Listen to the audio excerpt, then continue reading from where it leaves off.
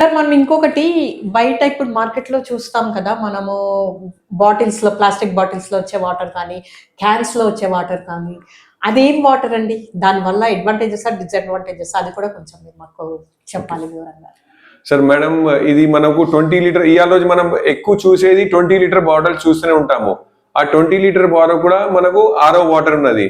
ఇప్పుడు మనం 1 లీటర్ మనం క్యాన్స్ 1 లీటర్ బాటిల్స్ మనం ప్లాస్టిక్ బాటిల్స్ చూస్తున్నాం, అది కూడా మనకు ఆరో వాటరే, అది కూడా అసిడిక్ వాటరే. ఇప్పుడు మనకు ఏ వాటర్ తాగాలి, ఎలా వాటర్ తాగాలి అంటే మినరల్ రిచ్ వాటర్ తాగితే మనకు మంచిగా ఉంటది. సో ఏ వాటర్ లో మంచి మినరల్స్ ఉన్నాయి అలాంటి వాటర్ తాగితే హెల్దీగా ఉంటాం.